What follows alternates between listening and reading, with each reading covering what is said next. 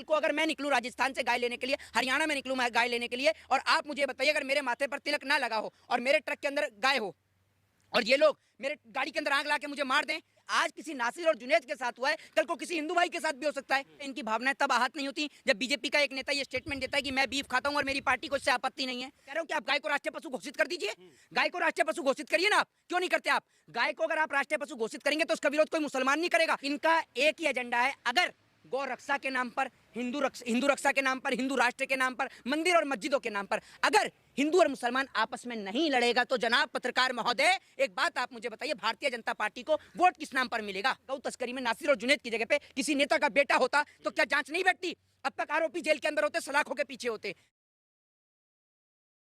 राजस्थान के दो मुस्लिम युवक नासिर और जुनैद, उनको हरियाणा में ले जाकर उन्हीं की गाड़ी में बंधक बनाकर जिंदा जला दिया जाता है।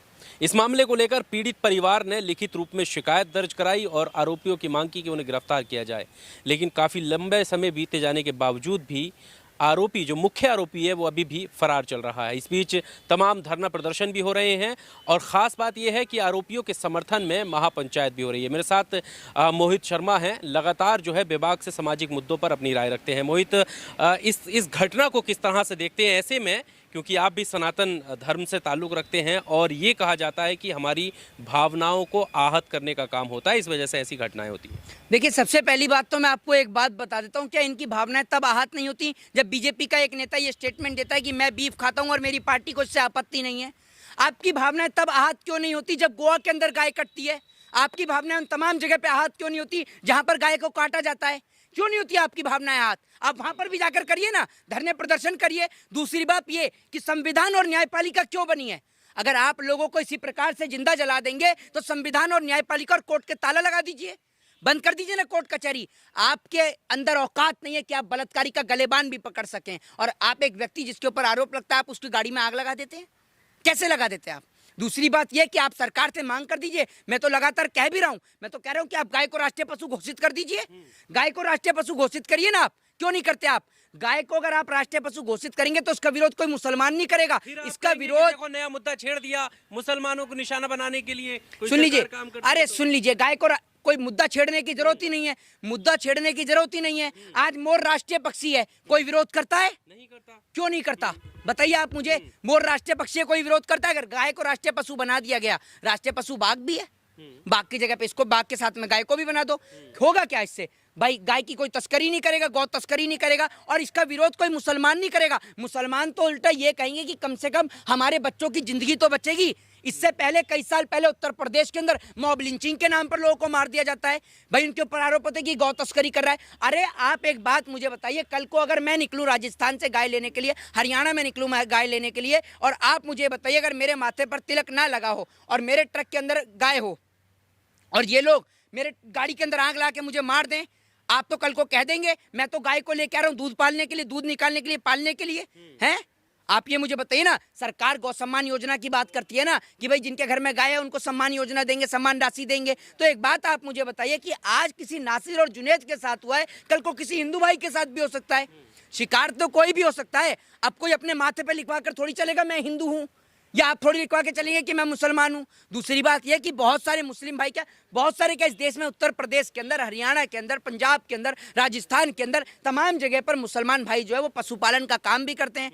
गाय को भी पालते हैं, भैंस को भी पालते हैं, बकरी को भी पालते हैं, भेड़ को भी पालते हैं, तमाम पशुपालन करने का काम करते हैं, और हिंदू भाई भी करते हैं। लेकिन इसका मतलब ये थोड़ी है कि लोग पशुओं को अगर लेकर आए तो आप उनके ऊपर आरोप लगा दो कि एक गौ तस्करी कर रहा है। क्या पता हो पशुओं को लेकर आता हो और लेकर आकर यहाँ बेचता हो।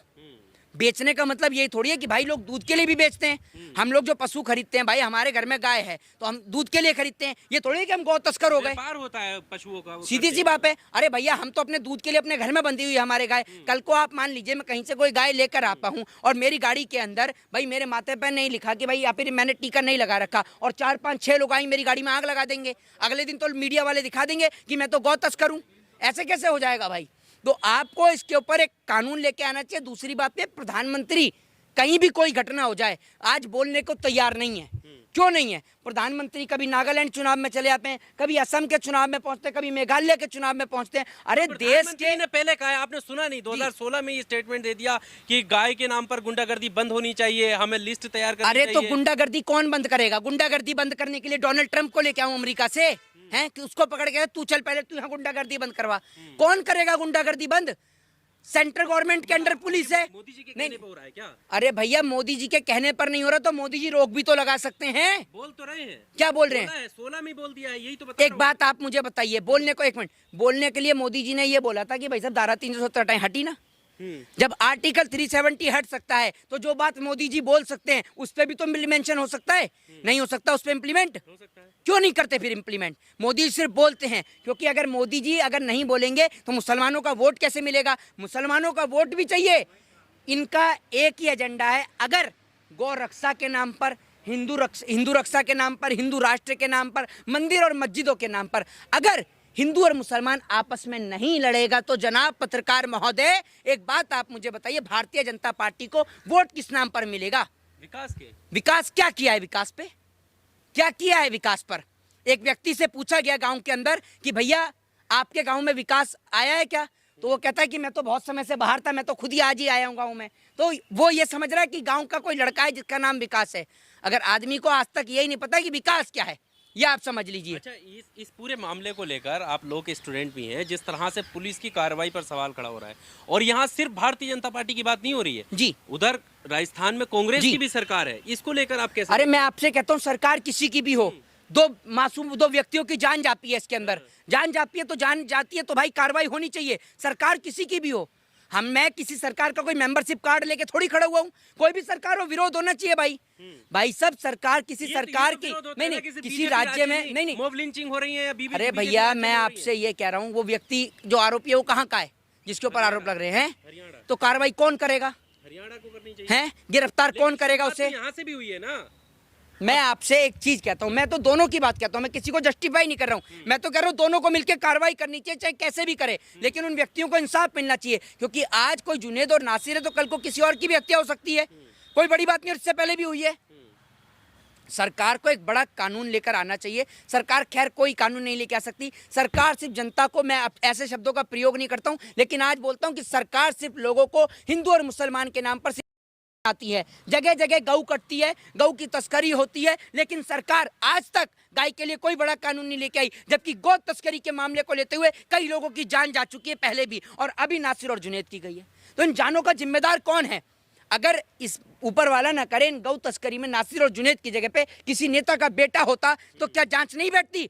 अब तक आरोपी जेल के अंदर होते, सलाखों के पीछे होते। लेकिन इस देश का दुर्भाग्य है कि गरीब को भुगतना पड़ता है हर चीज। एक आखिरी सवाल, जिस तरह से विरोध में जो एक तो विरोध में हो ही रही है लगातार पंचायतें, लेकिन समर्थन में, आरोपियों के समर्थन में जो महापंचायत एक कल्चर चला है, जैसे आप देखें कि कठुआ में जो आरोपी था बलात्कारी, उसके समर्थन में तिरंगा यात्रा निकली, वैसे ही यहाँ पर हुआ हाथरस में, और अब वहाँ पर महापंचायत उसने ये तक कह दिया हिंदू महापंचायत ने कि पुलिस अपने पैरों पर वापस नहीं जाएगी। अरे तो ये लोग ना पागल, ये लोग जो है ना, ये लोग, इनका मानसिक संतुलन खराब हो चुका है।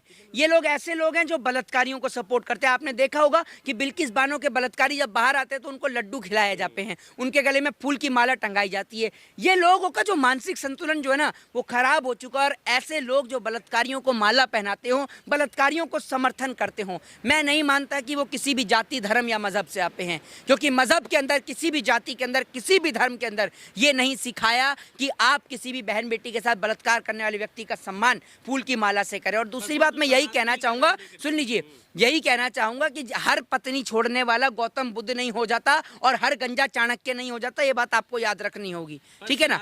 आप जब तक नहीं भाई, फिर वही बात, सनातन के नाम पे आप भी बैठ जाएंगे, थोड़ी पता चल रहा है, कोई वेरिफिकेशन कार्ड थोड़ी है आपका। आप क्या सपोर्ट कर रहे हैं? आपका जमीर इस बात के लिए गवाही दे रहा है।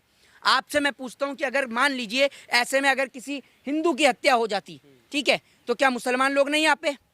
मुसलमान लोग बोलते कि भाई, कुछ लोग मुसलमान निकल के बोलते कि भाई गलत हुई है इस हिंदू की हत्या।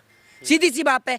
आपसे मैं कहता हूं कि आप सही को सही और गलत को गलत बोलने की क्षमता रखिए, उसी को असली इंसान कहा गया। जय हिंद, जय Bharat, Vande Mataram. Subscribe now and press the bell icon. Never miss an update.